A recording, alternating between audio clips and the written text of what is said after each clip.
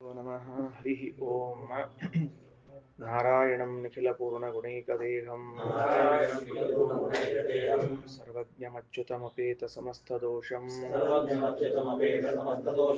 प्राणस्य सर्वचिदचित्परमेश्वरस्य साक्षादधीश्वरमीयां शरणं रमेशं 189 ಪುಟದಲ್ಲಿ ತದೇತತ್ ಸಹಸ್ರಂ ತತ್ಸರ್ವಂ ಅಂತ ಎರಡು ಮಾತು. ಅದಾದ್ಮೇಲೆ ಮುಂದೆ ತಾನಿ ದಶ ಅಂತದ, ಅದನ್ನ ಆಮೇಲೆ ನೋಡಂತ. ತದೇತತ್ ಸಹಸ್ರಂ ಅಂತದ ಇದು ಬೃಹತಿ ಸಹಸ್ರವನ್ನ ಹೇಳ್ತಾ ಇದೆ. ತದ್ ಏತತ್ ಇಷ್ಟು ಹಿಂದೆ ಏನು ನಾವು ಮಾತನಾಡಿದೆವೋ ಅದು ಸಹಸ್ರಂ, ಅದು ಸಾವಿರ. ಏನ್ ಹಂಗಂದ್ರ ಅದು ಸಾವಿರ ಅಂದ್ರೆ ಏನದು ಗೊತ್ತಾಗಿಲ್ಲ. ಅದಕ್ಕೆ ತದೇತತ್ ಸಹಸ್ರಂ ಸಹಸ್ರಂ ಅಂತ ಒಂದು ಆವರ್ತನ ಮಾಡ್ಕೋಬೇಕು. ಒಂದು ಸಹಸ್ರ ಶಬ್ದ ಅದ, ಅದಕ್ಕೆ ಇನ್ನೊಂದು ಸರ್ತಿ ಅದನ್ನ ತರಬೇಕು. ಅವಾಗ ಏನಾಗ್ತದ? ತದೇತತ್ ಸಹಸ್ರಂ ಸಹಸ್ರಂ. ಅರ್ಥ ಆಯ್ತಾ? ಅಷ್ಟು ಬರ್ಕೊಳ್ರಿ. ತದೇತತ್ ಸಹಸ್ರಂ ಅಂತ ಬರ್ಕೊಂಡು ಬೃಹತಿ ಸಹಸ್ರವು ಅಂತ ಬರ್ಕೋಬೇಕು. ಮತ್ತೆ ಸಹಸ್ರಂ ಅಂತ ಮಾಡ್ಕೊಂಡು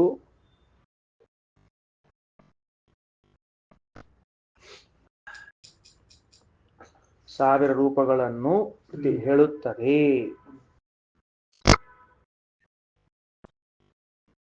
ಇದನ್ನ ಸಹಸ್ರಂ ಎರಡನೇದು ಏನ್ ಮಾಡ್ಬೇಕು? ಆವರ್ತನ ಮಾಡ್ಕೊಳ್ಬೇಕು.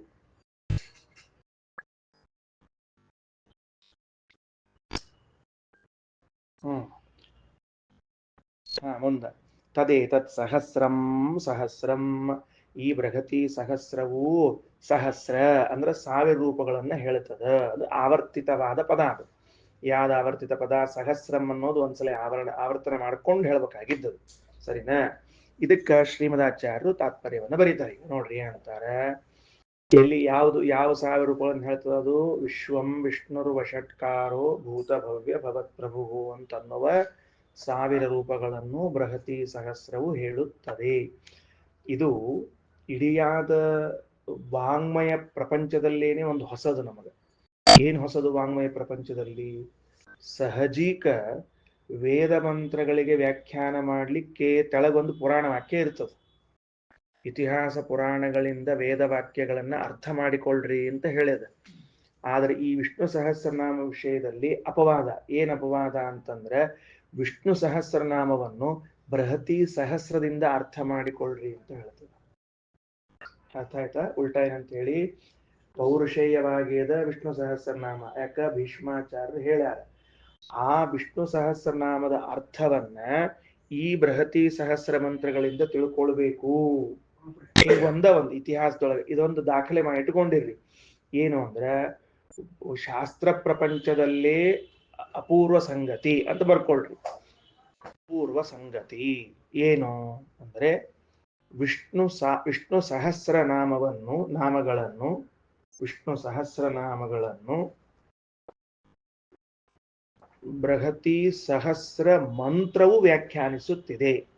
ಬೃಹತಿ ಸಹಸ್ರ ಮಂತ್ರಗಳು ವ್ಯಾಖ್ಯಾನಿಸುತ್ತಿದೆ. ಇದನ್ನೇ ಇನ್ನೊಂದು ಆವೃತ್ತಿ ಹೇಳಿಗತೀನಿ. ಸಾಮಾನ್ಯವಾಗಿ ವೇದಗಳನ್ನು ಅರ್ಥ ಮಾಡಿಕೊಳ್ಳಿಕ್ಕೆ ಇತಿಹಾಸ ಹಾಗೂ ಪುರಾಣಗಳ ವಾಕ್ಯಗಳನ್ನು ಬಳಸಿಕೊಳ್ತಾರೆ. ಉದಾಹರಣೆಗೆ ಆಚಾರ್ಯರು ಈಗ ಮೇಲೆ ಉಪನಿಷತ್ತನ್ನು ವ್ಯಾಖ್ಯಾನ ಮಾಡ್ಲಿಕ್ಕೆ ಕೆಳಗ ಪುರಾಣ ವಾಕ್ಯಗಳನ್ನು ಹೇಳಿಗತಾರೆ. ಆದ್ರೆ ಇಡೀ ವಾಂಗ್ಮಯ ಪ್ರಪಂಚದಲ್ಲಿ ಒಂದೇ ಒಂದು ಪ್ರಸಂಗ ಏನು ಅಂದ್ರೆ, ವಿಷ್ಣು ಸಹಸ್ರನಾಮವನ್ನು ಬೃಹತಿ ಛಂದಸ್ಸಿನಲ್ಲಿರುವ ಸಾವಿರ ಮಂತ್ರಗಳು ವ್ಯಾಖ್ಯಾನ ಮಾಡಲಿದೆ. ಇದೊಂದೇ ಹಿಂದಿರೋದು, ಇನ್ನು ಯಾವುದೂ ಇಲ್ಲ. ಅಪೂರ್ವ ಸಂಗತಿ ಅದು. ಸರಿ, ಮುಂದೆ ಬರ್ರಿ. ಇನ್ನು ತದೇತತ್ ಸಹಸ್ರಂ ಸಹಸ್ರಂ ಮುಗಿಸ್ಕೊಂಡು ಮುಂದೆ ಹೋಗ್ಬೇಕು. ತತ್ಸರ್ವಂ ಅಂತ ಮುಂದೆ ಅದನ್ನ ಮುಂದೆ ಹೇಳ್ಬೇಕು. ಈಗ ನಾವು ತತ್ಸರ್ವಂ ತೆಳಗ್ ತಂದೀವಿ ನೋಡ್ರಿ, ಅದನ್ನ ತಗೋಬೇಕು. ಈ ಬೃಹತಿ ಸಹಸ್ರವು ಸಾವಿರ ರೂಪಗಳನ್ನು ಹೇಳ್ತದ ಅನ್ನೋದು ಒಂದು. ತತ್ಸರ್ವಂ ಅಂದ್ರೆ ಏನದು? ಸಾವಿರ ರೂಪಗಳನ್ನಷ್ಟ ಹೇಳ್ತದ ಅಂತ ತಿಳಿಬೇಡ್ರಿ. ಭಗವಂತನ ಎಲ್ಲಾ ರೂಪಗಳನ್ನೂ ಹೇಳ್ತದ. ಈ ತತ್ಸರ್ವಂ ಅನ್ನೋ ಶಬ್ದಕ್ಕೆ ಅದ ಅರ್ಥ ಬರ್ಕೊಳ್ರಿ. ತತ್ಸರ್ವಂ ಅಂದ್ರೆ ಭಗವಂತನ ಎಲ್ಲ ರೂಪಗಳನ್ನು ಹೇಳುತ್ತದೆ. ಆಯ್ತಾ? ಮುಂದೆ ನೋಡ್ರಿ. ತದೇತತ್ ಸಹಸ್ರಂ, ಈ ಬೃಹತಿ ಸಹಸ್ರವು ಏನಾಗಿದೆ ಅಂತ ಕೇಳಿದ್ರೆ ಸಹಸ್ರಂ ಸಾವಿರ ರೂಪಗಳನ್ನು ಇದು ತಿಳಿಸಿಕೊಡ್ತದ. ಸಾವಿರ ಅಂತ ಹೇಳಿ ನಿಂತು ಬಿಡಬೇಡ್ರಿ, ಅನಂತ ರೂಪಗಳನ್ನು ಹೇಳ್ತದ. ಎಲ್ಲ ಅಂದ್ರೆ ಅನಂತ ಅಂತ ತಾತ್ಪರ್ಯ, ಎಲ್ಲ ರೂಪಗಳನ್ನು ಹೇಳ್ತದ. ಈಗ ತಳಗ ಭಾಷ್ಯ. ಅನಂತ ರೂಪೋ ಹಿ ಹರಿಹಿ ಶಬ್ದೋಪೇಶ ಹ್ಯನಂತದ ವಿಷ್ಣೋ ಸಹಸ್ರನಾಮ್ನಸ್ತು ಯತ್ತದ್ರೂಪ ಸಹಸ್ರಕಂ ಬೃಹತಿ ಸಹಸ್ರಮೇತಚ್ಚ ತದ್ವಕ್ತಿ ಪೃಥಕ್ ಪೃಥಕ್. ಮೊದಲಿನ ಸಾಲೊಂದು ಬೇರೆ ವಿಷಯ, ಕೆಳಗಿನ ಸಾಲೊಂದು ಬೇರೆ ವಿಷಯ.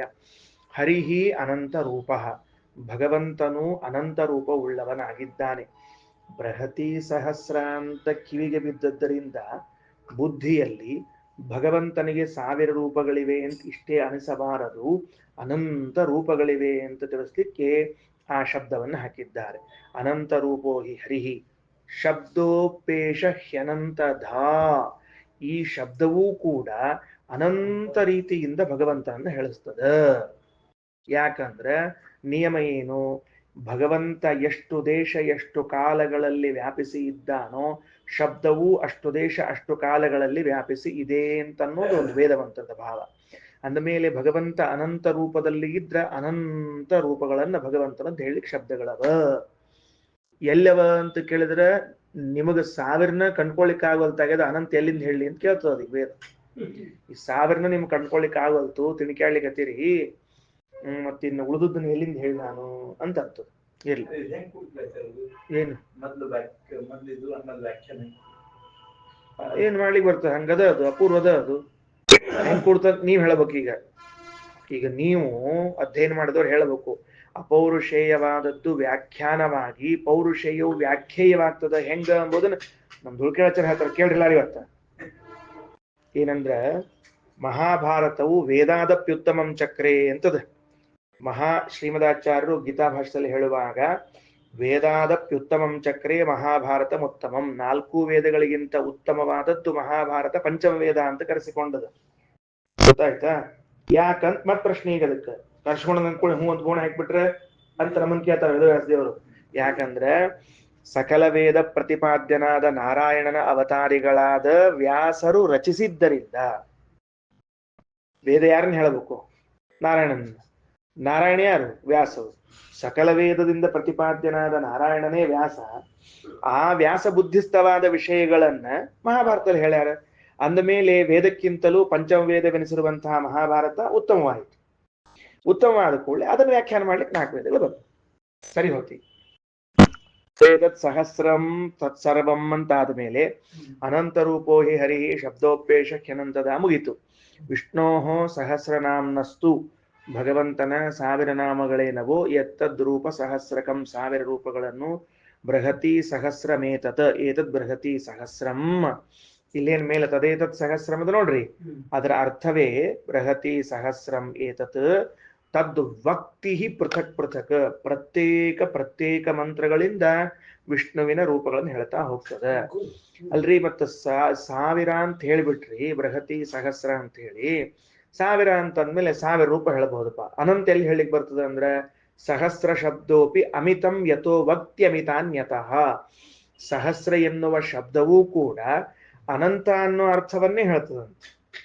ಹಂಗೆಂಗ್ರಿ ಆಚಾರ? 1000 ಅಂದ್ರೆ 1000 ಇರ್ತದಪ್ಪ. ಅದೇ 1000 ಅನ್ನೋ ಶಬ್ದಕ್ಕೆ ಅನಂತ ಅಂತ ಅರ್ಥ ಹೇಳಿದ್ರೆ ಮತ್ ನೀನು ಗಣಿತ ಮಾಸ್ತರ ಕಥೆ ಆದಂಗ ಆಗ್ತದೆ.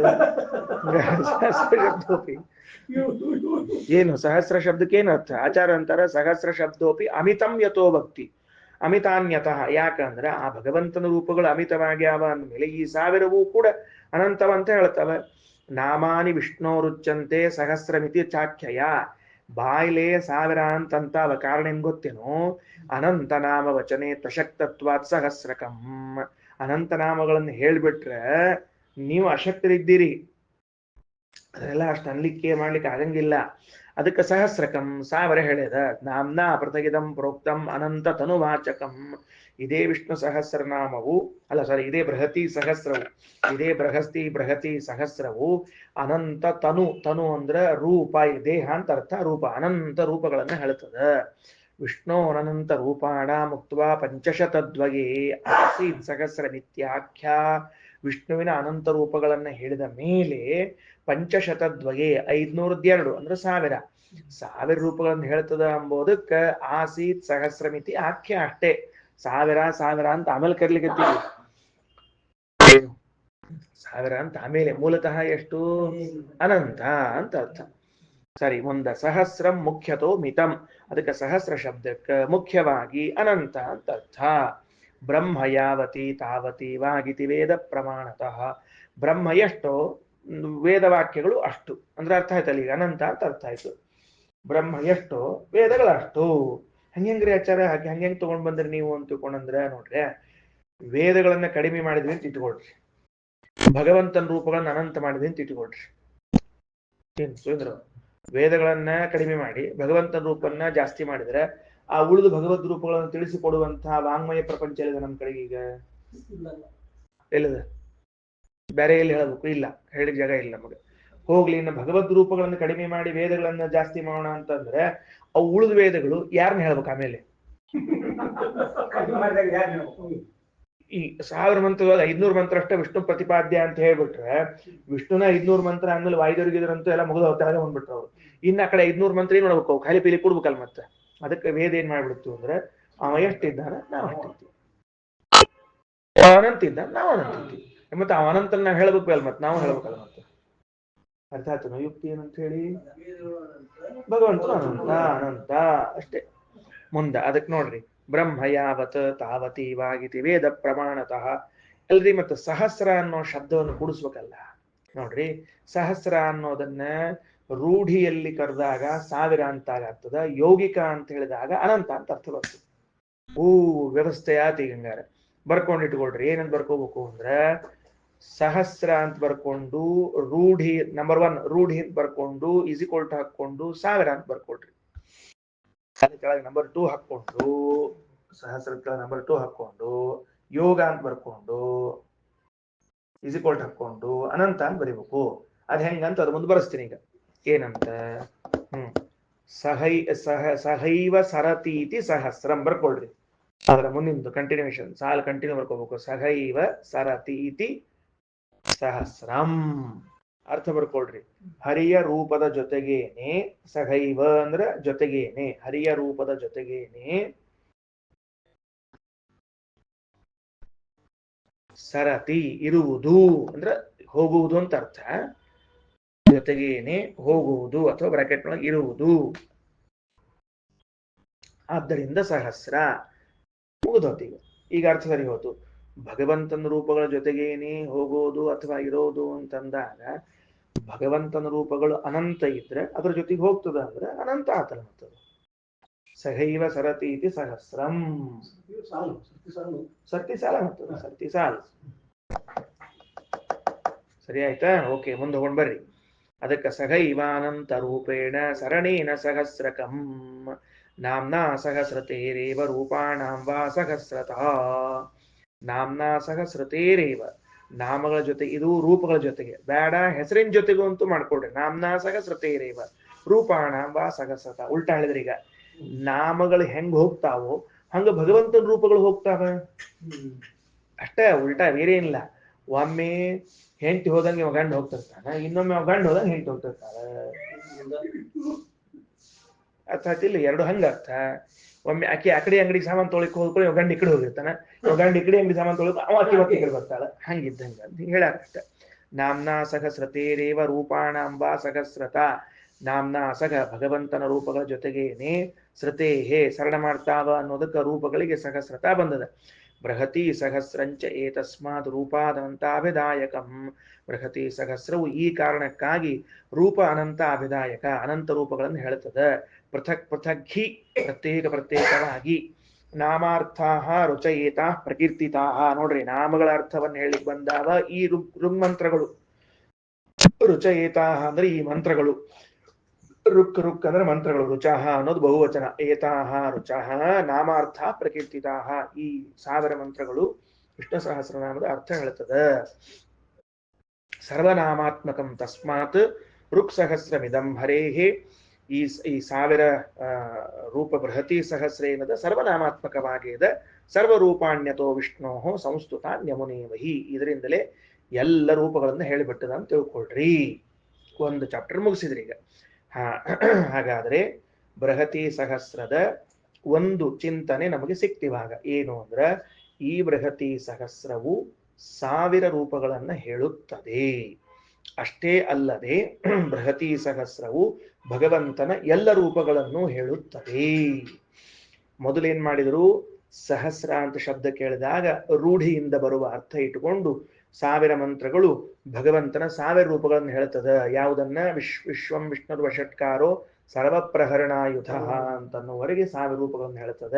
ಇದ ಆದ ಮೇಲೆ ಸಹಸ್ರ ಶಬ್ದವನ್ನ ಯೌಗಿಕವನ್ನಾಗಿ ಮಾಡಿಕೊಂಡು 2 ರೀತಿಯಿಂದ ಯೌಗಿಕ. ಸಹೈವ ಸರತಿ ಇತಿ ಸಹಸ್ರಂ ಅಂದ್ರ ನಾಮಗಳು ಭಗವಂತನ ರೂಪಗಳ ಜೊತೆಗೆ ಹೋಗ್ತದ, ಆದ್ರಿಂದ ಸಹಸ್ರ ಅಂದ್ರ ಅನಂತ. ಅಥವಾ ಭಗವಂತನ ರೂಪಗಳು ನಾಮಗಳ ಜೊತೆಗೆ ಹೋಗ್ತದ, ಆದ್ರಿಂದಲೂ ಅನಂತ. ಹಾಗಾಗಿ ಬೃಹತಿ ಸಹಸ್ರವೆಂಬುವಂತಹ ಈ ವಾಂಗ್ಮಯವು ವೇದ ಮಂತ್ರಗಳ ಗುಂಪು ಭಗವಂತನ ಅನಂತ ರೂಪಗಳನ್ನು ಹೇಳಲಿಕ್ಕೆ ಸಮರ್ಥವಾಗಿದೆ. ಮತ್ ಅಷ್ಟು ಸಮರ್ಥವಾಗಿದ್ದಾಗ 1000 ಅಂತ ಯಾಕಂದ್ರಿ ಅಂದ್ರ ಅದು ಹೇಳಿದ್ರೆ ನೀವೆಲ್ಲಿ ಕೇಳ್ತೀರಿ? ನೀವು ಕೇಳ್ತೀರೇನು? ನೀವು ಕೇಳ್ತಿದ್ರ ಹೇಳ್ತೀವಿ, ಕೇಳಂಗಿಲ್ಲ ಅಂದ್ರೆ ಮುಗಿಸ್ತೀವಿ ಅಂತ ಅರ್ಥ. ಅದು ಮಹಾಭಾರತ ಯುದ್ಧ ಮುಗಿದ್ಮೇಲೆ ಒಂದು 4-5 ವರ್ಷ ಆಗಿರ್ಬೇಕು, ಪ್ರಾಯಶಃ ಒಂದ್ ಸ್ವಲ್ಪ ದಿವಸ ಆಗ್ಯದ ಅಂತ ಇಟ್ಕೊಳ್ರಿ.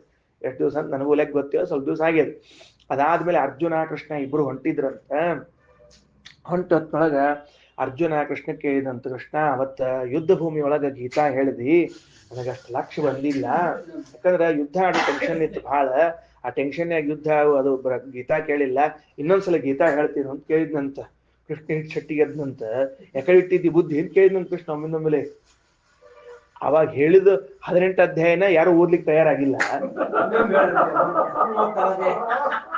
ಅವಾಗ ಹೇಳಿದ 18 ಅಧ್ಯಾಯನ ಇನ್ನೂ ತನಕ ಓದ್ಲಿಕ್ಕೆ ತಯಾರಾಗಿಲ್ಲ. ಮತ್ 18 ಅಧ್ಯಾಯ ಹೇಳೇ ಎಲ್ರ ಹೋಗಡಿ ಅಂತ ಹೇಳ್ಬಿಟ್ನಂತ. ಮತ್ ಬ್ಯಾರೆ ರೀತಿಯಿಂದ ಅನುಗೀತ ಅಂತ ಹೇಳ್ಯಾನ್ರಿ.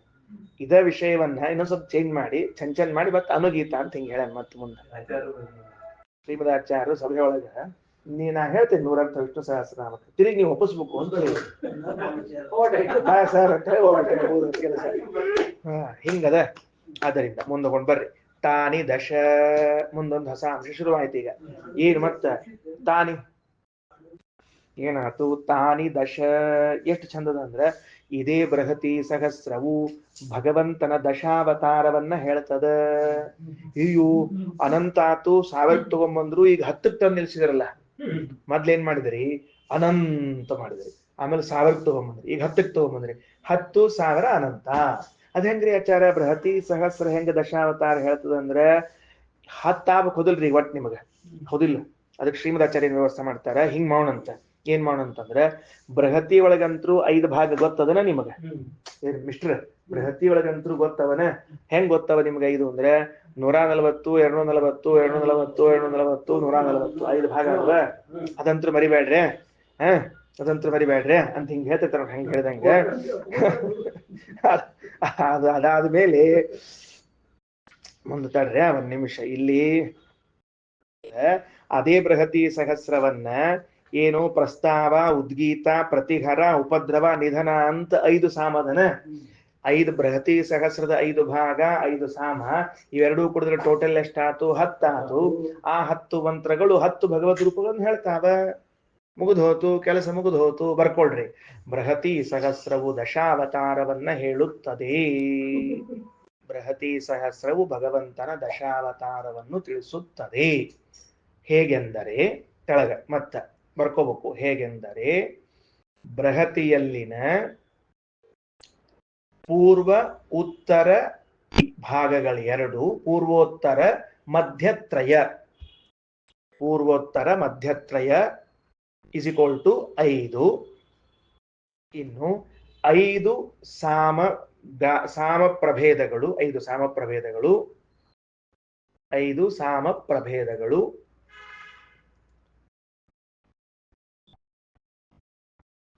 ಕೂಡಿ, 5 ಸಾಮ ಪ್ರಭೇದಗಳು ಕೂಡಿ 10 ಆಗಿ ಇವುಗಳಿಂದ ದಶಾವತಾರವನ್ನು ಪ್ರತಿಪಾದಿಸುತ್ತದೆ. ಸರಿ ಹೋಯ್ತು. ಕೆಳಗೆ ಹೇಳ್ತಾರೆ ಶ್ರೀಮದಾಚಾರ್ಯ, ತಿಳಿಸ್ತೀನಿ ಮುಂದೆ. ತಾನಿ ದಶ ಚಂದದ ವಿಷಯ, ಬಹಳ ಚಂದದ. ಬೃಹತಿ ಸಹಸ್ರ ಬಗ್ಗೆ ಇಷ್ಟು ವಿಸ್ತಾರವಾಗಿ ಶ್ರೀಮದಾಚಾರ್ಯರು ತಿಳಿಸ್ಕೊಟ್ಟ. ದೊಡ್ಡ ಉಪಕಾರ, ದೊಡ್ಡ ಉಪಕಾರ.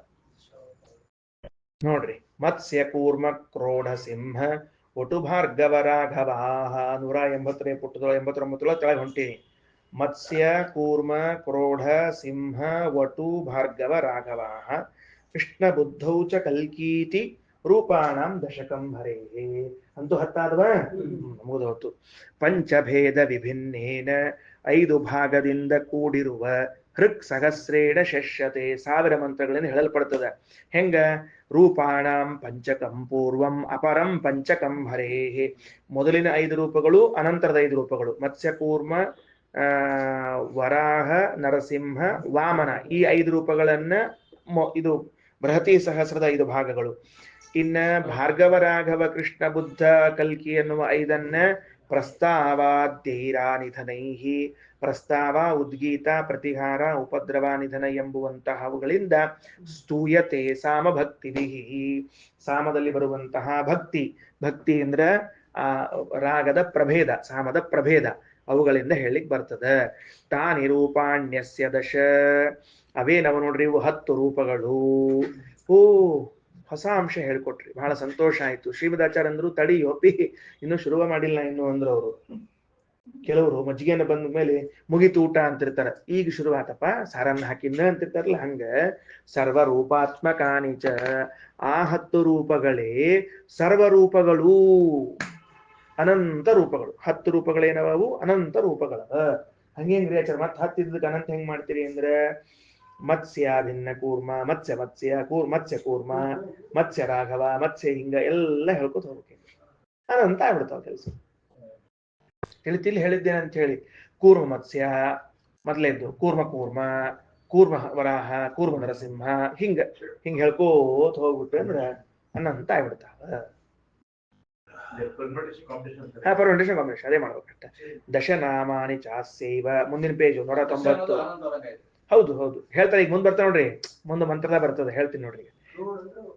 ಕ್ರೋಢ ಅಂದ್ರೆ ವರ, ಕ್ರೋಢ ಅಂದ್ರೆ ವರ. ದಶನಾಮಾನಿ ಚಾಸ್ಯೈವ ಸರ್ವರೂಪಾಭಿಧಾನ್ಯತಿ, 10 ನಾಮಗಳು ಎಲ್ಲಾ ರೂಪಗಳನ್ನು ಹೇಳ್ತಾವ. ಮರಿಬೇಡ್ರಿ, 10 ನಾಮ ಸಾಕು. ಇನ್ನ ಪಂಚಕಂ ಸಾಮಭಕ್ತಿ ನಾಂ ಮೃಕ್ಸಹಸ್ರಂಚ ತದ್ವಯಂ ಸ್ಥಾವಕಂ ಸರ್ವರೂಪಾಣಂ ಅತಯೇವ ರಮಾಪತೇಹಿ. ಈ 10 ನಾಮಗಳೇ ಎಲ್ಲಾ ರೂಪಗಳನ್ನು ಹೇಳ್ತಾವ ಅಂದ ಮೇಲೆ ಸಾಮದ 5, ಆಮೇಲೆ ಬೃಹತಿ ಸಹಸ್ರದ 5 ಭಾಗಗಳು ಭಗವಂತನ ಎಲ್ಲಾ ರೂಪಗಳನ್ನು ಸ್ತೋತ್ರ ಮಾಡಿದಂತೆ ಆಯ್ತಲ್ಲ. ಮತ್ತೆ ಎಲ್ಲಾ ರೂಪಗಳನ್ನು ಸ್ತೋತ್ರ ಮಾಡಿದಂತ ಆಯ್ತಲ್ಲ. ಸರಿ ಅಲ್ರಿ, 10ಕ್ಕೆ ಅನಂತ ಅಂತ ಎಲ್ಲಿಂದ ತಂದ್ರಿ ಅಂದ್ರೆ ದಶೇತಿ ವೈ ಸರ್ವಂ. 10 ಅಂದ್ರ ಅನಂತ ಅಲ್ಲೇನಪ್ಪಾ? ಹಂಗಂಗ್ರಿ ಆಚಾರ ಅಂದ್ರೆ ತಗೋ ಹೇಳ್ತೀನಿ ತಗೋ. ದಶೇತಿ ಸರ್ವನಾಮ ಏತತ್ ಪ್ರಥಿತಂ ಮುಖ್ಯತಃ ಶ್ರುತವು. ವೇದಗಳಲ್ಲಿ ಭಗವಂತನ ಎಲ್ಲ ನಾಮಗಳಿಗೂ ದಶ ಅಂತ ಕರೀತಾರೆ. ಇದನ್ನ ನಾವು ಫಸ್ಟ್ ಟೈಮ್ ಕೇಳ್ತಿರ್ತೀವ ಇದ್ರೊಳಗೆ ಪಾಠದಾಗ. ಆಗಲೇ ಸಹಸ್ರ ಅಂತ ಎಲ್ಲಾ ನಾಮಕ್ಕೆ ಕೇಳಿದ್ವಿ, ಈಗ ದಶ ಅಂಬೋದು ಎಲ್ಲಾ ನಾಮಕ್ಕ ಅಂದ್ರೆ ಅನಂತ ರೂಪಗಳಿಗೂ ದಶ ಅಂತ ಹೆಸರು. ಪ್ರತಿರೂಪ ನಾಮಲ್ಲ, ಪ್ರತಿರೂಪ ಭಗವಂತನ ಅನಂತ ರೂಪಗಳೇನವ, ಆ ಅನಂತ ರೂಪಗಳಲ್ಲಿ ಒಂದು ರೂಪಕ್ಕೂ ದಶ ಅಂತ ಕರಿಲಾರ್ದ ಇರಂಗೇ ಇಲ್ಲ. ಎಲ್ಲದಕ್ಕೂ ದಶ ಅಂತ ಕರಿಬೇಕು ನೀವು. ಹಂಗ್ರಿ ಅಂದ್ರೆ ಮತ್ತ ರೂಢಿಯಿಂದ ದಶ ಅಂದ್ರೆ 10, ಯೋಗದಿಂದ ದಶ ಅಂದ್ರೆ ಅನಂತ ರೂಪಗಳು ಅಂತ ಅರ್ಥ. ಹೆಂಗ ಬರ್ಕೊಡ್ರಿ ಮತ್ತ. ದಶ ರೂಢಿ ಇಸ್ ಈಕ್ವಲ್ ಟು 10, ಯೋಗ ಇಸ್ ಈಕ್ವಲ್ ಟು ಅನಂತ. ಈಗ ಅರ್ಥ ಏನ್ ಬರ್ಕೊಂಡ್ರಿ ದಶ ಅನ್ನೋದಕ್ಕೆ, ಅದಕ್ಕೆ ಬರ್ಕೊಳ್ರಿ ಏನಂತ ಹೇಳಿ ಅಂತಂದ್ರೆ ಶಂ ಬರ್ಕೊಂಡು ಇಸ್ ಈಕ್ವಲ್ ಟು ಹಾಕೊಂಡು ಸುಖವನ್ನು ಅಂತ ಬರ್ಕೊಂಡು ದ ಇಸ್ ಈಕ್ವಲ್ ಟು ಬರ್ಕೊಂಡು ಕೊಡುತ್ತದೆ ಅಂತ ಬರ್ಕೋಬೇಕು. ದ ಶಂ ಇಸ್ ಈಕ್ವಲ್ ಟು ಸುಖಂ ದದಾತಿ ಇತಿ ದ. ದಶ ಅಂತ ಅನ್ನೋದನ್ನ ಹೆಂಗ್ ಬಿಡಿಸಿದ್ರು ಶ್ರೀಮದಾಚಾರ್ಯರು? ದ ಕೊಡ್ತದ, ಶ ಸುಖವನ್ನು, ಉಲ್ಟಾ ಹೇಳ್ಬೇಕು, ಸುಖವನ್ನು ಕೊಡ್ತದ. ಇವುಗಳಿಗೆ ದಶಾವತಾರ ಅಂತ ಯಾಕೆ ಬಂತು ಅಂದ್ರೆ ನಾವ್ ಅನ್ಕೊಂಡಿವಿ 1 2 3 4 5 6 7 8 9 10 ಅಲ್ಲ. ಪ್ರತಿರೂಪಗಳು ಕೂಡ ಭಗವಂತನದ್ದು. ಶಂ ಸುಖವನ್ನು ದದಾತಿ ಇತಿ ದಶ. ಮತ್ಸ್ಯವೂ ದಶ, ಕೂರ್ಮವೂ ದಶ, ವರಾಹವೂ ದಶ, ನಾರಸಿಂಹವೂ ದಶ. ಯಾಕ? ದದಾತಿ ಶಂ ದದಾತಿ ಶಂ ದದಾತಿ ಶಂ. ಸುಖಪ್ರದ ಸುಖಪ್ರದ ಸುಖಪ್ರದ. ಅನಂತ ರೂಪಗಳು ಸುಖಪ್ರದ ಹೌದೋ ಅಲ್ಲೋ? ದಶ ಅನ್ನೋದಕ್ಕೆ ಅರ್ಥ ಬಂತೋ ಇಲ್ಲೋ? ಬಂತಲ್ಲ ಮತ್ತ. ಹಿಂಗೆ ತಗೊಳ್ರಿ ಅಂತ ಯೌಗಿಕ ಅಂತ ತಿಳಿಸಿಕೊಟ್ರು ಶ್ರೀಮದಾಚಾರ್ಯರು. ಆಯ್ತು ಬರಪ್ಪ ಮುಂದೆ ಹೋಣಂತ. ದಶೇ ಇತಿ ಸರ್ವನಾಮ ಏತತ್ ಪ್ರಥಿತಂ ಮುಖ್ಯತಃ ಶ್ರುತೌ. ದಶ ಅನ್ನುವುದು ಎಲ್ಲದರ ನಾಮ ಎಂಬುದಾಗಿ ಪ್ರಸಿದ್ಧವಾಗಿದೆ ವೇದದಲ್ಲಿ. ಶಂ ರೂಪಂ ಭಗವಂತಂ ದದ್ಯಾ ಯದ್ದದ್ಯಾತ್ ವ್ಯಕ್ತ್ಯಾ ಸಮಸ್ತಶಃ. ದಶೇತ್ಯಮಿತ ನಾಮ್ನಾಂ ತದಾಖ್ಯಾಂ ರೂಪೇಶು ಶಂದದೇಹೇ ಸರ್ವನಾಮಾರ್ಥವಚನಾತ್ ಪಂಚಕದ್ವಿತಯಸ್ಯ ಚ ಅಭುದ್ದಶೇತಿ ವೈ ನಾಮ ತಸ್ಮಾದೇತದ್ ದಶಾಖಿಲಂ. ಶಂ ರೂಪಂ ಭಗವಂತಂ ಅದ್ ಹೆಂಗ್ರಿ? ದಶ ಅನ್ನೋ ಶಬ್ದಕ್ಕೆ ಹೆಂಗ್ ಬಂತು ಅಂದ್ರೆ ಸ್ವತಃ ಸುಖ ಸ್ವರೂಪನಾದ ಭಗವಂತನನ್ನು ಶಂ ರೂಪಂ ಭಗವಂತಂ. ಶಂ ಮುಂದ ಸುಖ ಅಂತ ಬರ್ಕೊಳ್ರಿ. ಸುಖ ರೂಪನಾದ ಭಗವಂತನನ್ನು ಪುಸ್ತಕದಾಗ ಶಂ ಅನ್ನುವಲ್ಲಿ ಸುಖ ಅಂತ ಬರ್ಕೋಣ. ಶಂ ಅಂದ್ರ ಸುಖ, ಶಂ ರೂಪಂ ಅಂದ್ರ ಸುಖ ರೂಪನಾದ ಅಂತ ಅರ್ಥ. ಸುಖ ರೂಪನಾದ ಭಗವಂತನನ್ನು ಕೊಡ್ತದ ಯಾವುದೋ ವ್ಯಕ್ತಿ ಅಭಿವ್ಯಕ್ತಿಯ ಮೂಲಕವಾಗಿ, ಅದಕ್ಕ ದಶೇತಿ ಅಮಿತನ ವ್ಯಕ್ತ್ಯಾ ಸಮಸ್ತಶಃ ಅವುಗಳು ಪ್ರಕಟ ಆದಂತೆ ಮತ್ತ ಸುಖರೂಪನಾದ ಭಗವಂತ ಕಾಣಿಸಿಕೊಳ್ತಾನ. ಅಂದ್ರೆ ಇದನ್ನ ಶ್ರೀಮದಾಚಾರ್ಯ ಹೆಂಗ್ ಹೇಳಿದ್ರು? ಸುಖ ಕೊಡ್ತಾನ ಅಂತ ಅನ್ನೋದು ಒಂದು ಮುಂದದ ಮೊದಲು ಸ್ವಯಂ ಸುಖರೂಪನಾದ ಭಗವಂತನು ಅಭಿವ್ಯಕ್ತನಾಗ್ತಾನ. ಆದ್ರಿಂದ ಶಂದ ದಶ ಅಂತ ಮಾಡಿಟ್ರು. ದಶೇತ್ಯಮಿತ ನಾಮ್ನಾಂ ತದಾಖ್ಯಾರೂಪೇಶು. ದಶ ಎಂಬುದು ಅಮಿತ ನಾಮ್, ಎಲ್ಲ ನಾಮಗಳ ತದಾಖ್ಯ ಅಂದ್ರೆ ಭಗವಂತನ ಎಲ್ಲ ನಾಮಗಳ ಹೆಸರದು ದಶ ಎಂಬುದು. ಯಾಕ? ರೂಪೇಶು ಶಂ ದದೇಹೆ, ಆ ಒಂದೊಂದು ಭಗವಂತ ರೂಪಗಳಲ್ಲಿ ಶಂ ದದೇಹೆ ಸುಖಪ್ರದತ್ವ ಅನ್ನೋದದ ನಮಗ. ಶಂ ದದೇಹೆ ಸುಖಪ್ರದತ್ವ ಉಂಟು ಅಂದ್ರೆ ಸುಖಪ್ರದನಾದ ಭಗವಂತನನ್ನ ಕೊಡ್ತದ ಈ ನಾಮ ಅನ್ನೋದಕ್ಕೆ ತಿಳಿಸಿಕೊಡ್ತದ ಎಂಬುದಕ್ಕ ದಶ ಅಂತ. ಆ ಭಗವಂತನ ರೂಪಗಳು ನಮಗ ಸುಖ ಕೊಡ್ತದ ಎಂಬುದಕ್ಕ ದಶ ಅಂತ ಅರ್ಥ. ತಿಳಿತಾ? ಓಕೆ. ಸರ್ವನಾಮಾರ್ಥ ವಚನ ಪಂಚಕದ್ವಿತಯಸ್ಯ ಚ. ಅದಕ್ಕೆ ಎಲ್ಲಾ ನಾಮಗಳ ಅರ್ಥವನ್ನು ಹೇಳುವಂತಹ ದಶಾವತಾರಗಳು, 10 ರೂಪಗಳು. ಅಭೂತ್ ದಶೇತಿ ವೈ ನಾಮ, ದಶ ಅಂತನೋ ಹೆಸರು ಬಂತಪ್ಪ. ತಸ್ಮಾದೇತದ್ ದಶಾಖಿಲಂ, ಆದ್ರಿಂದಲೇನೆ 10 ಅನಂತ ಅಂತ ಮಾಡಿಬಿಟ್ರು. ಅಖಿಲಂ ಅಂದ್ರೆ ಎಲ್ಲ ಅಂತ ಅರ್ಥ, 10 ಎಲ್ಲ. ಇದು ಇನ್ನು ಮುಂದೆ ಇಷ್ಟೊತ್ತು ಕನ್ನಡದಾಗ ಹೇಳಿದ್ರಿ, ಈ ಇಂಗ್ಲಿಷ್ನಾಗ ಶುರು ಮಾಡ್ತಾರೆ ಈಗ.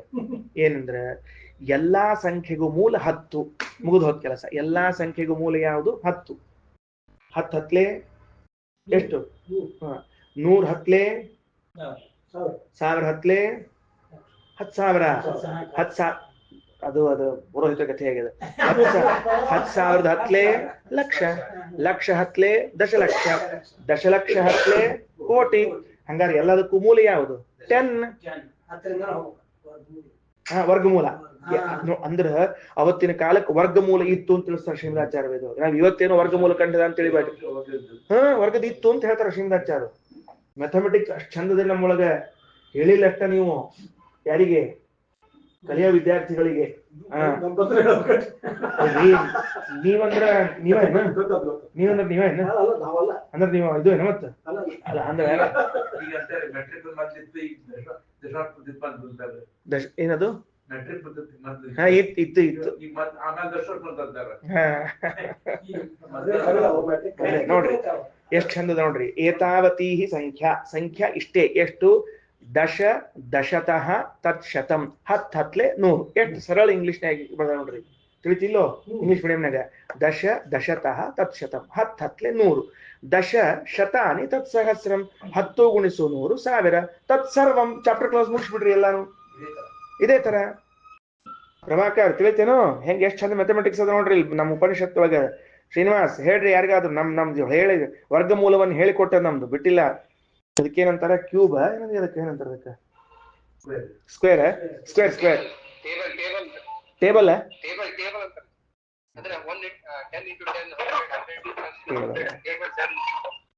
ಅದಕ್ಕೆ ಮುಂದೆ ಹೋಗಿ ಬರ್ರಿ.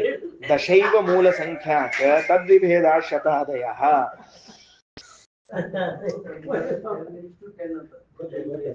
10 raised to 10 ಯಾರಿಗೆ?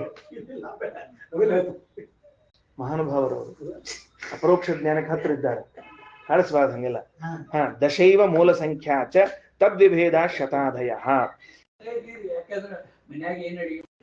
ದಶೈವ ಮೂಲ ಸಂಖ್ಯಾ ಚ, ಮೂಲ ಸಂಖ್ಯಾ ಯಾವುದು ಅಂದ್ರೆ 10. ತದ್ವಿಭೇದಾತ್, ಅದರ ಭೇದದಿಂದ ಶತಾದಯ 106 ಬರ್ತಾವ. ಋಕ್ ಸಹಸ್ರಮಿದಂ ತಸ್ಮಾತ್, ತಸ್ಮಾತ್ ಆದ್ದರಿಂದ ಈ 1000 ಮಂತ್ರಗಳು ಅನಂತ ಗುಣಮಚ್ಯುತಂ, ಅನಂತ ಗುಣಗಳನ್ನು, ಅನಂತ ಶಕ್ತಿಂ, ಅನಂತ ಶಕ್ತಿ ಉಳ್ಳ, ಅಮಿತ ರೂಪವುಳ್ಳ ಅವನ ನಾಮಾನಮೇವಚ ಭಕ್ತಿ, ಅವನ ನಾಮಗಳನ್ನು ಹೇಳುತ್ತದ. ಮುಗೀತು. ಇನ್ನು ಮುಂದೆ ತಾನಿ ತ್ರೀಣಿ ಛಂದಾಂಸಿ ಭವಂತಿ ತ್ರೇಧಾ ವಿಹಿತಂಬ ಇದಮನ್ನಮಶನಂ ಪಾನಂ ಖಾದಸ್ತದೈ ತದೇತೈರಾಪ್ನೋತಿ. ಇದು ಒಂದು 4ನೇದೊಂದು ಮುಗಿಸ್ಬೇಕು, ಬಹಳ ಆಗ್ತದೆ. ಮತ್ತೆ ನಾ ಹೇಳೋಣಂತ. ತಾನಿ ತ್ರೀಣಿ ಛಂದಾಂಸಿ ಭವಂತಿ, ಈ ಬೃಹತಿ ಸಹಸ್ರದಲ್ಲಿ 3 ಛಂದಸ್ಸುಗಳವ. ಯಾವ 3 ಛಂದಸ್ಸುಗಳು ಅಂತ ಮುಂದೆ ಹೇಳೋಣಂತ. ಅದಕ್ಕೆ ಯಾವುದು ತ್ರಿಚಾಶೀತಿ ತ್ರಯಾತ್ಮಕಂ, ಅವು ತ್ರಿಚಾಶೀತಿ 240 245ನೆಲ್ಲ ಆ ಮಂತ್ರಗಳಾಗ್ತಾವ. ಅದಕ್ಕೆ ಅನುಷ್ಟುಪ, ತ್ರಿಷ್ಟುಪ, ಬೃಹತಿ. ಅಲ್ಲ, ಹೌದೌದು, ಅನುಷ್ಟುಪ ಅಲ್ಲ ತಡ್ರಿ, ಗಾಯತ್ರಿ, ಬೃಹತಿ, ಉಷ್ಣಿಕ ಅಂತದ. ಅದನ್ನ ಹೇಳ್ಕೊತ ಹೋಗ್ತಾರೆ ಮುಂದವರು. ಅವು 3 ತಾನಿ ತ್ರೀಣಿ ಛಂದಾಂಸಿ ಅಂತ ಅನ್ನೋದಕ್ಕೆ ಭವಂತಿ ಅನ್ನೋ ಶಬ್ದಕ್ಕೆ ಯಾವ್ದ್ಯಾವ್ದು ಅಂತ ಕೇಳಿದ್ರೆ ಗಾಯತ್ರಿ, ಬೃಹತಿ, ಉಷ್ಣಿಕ.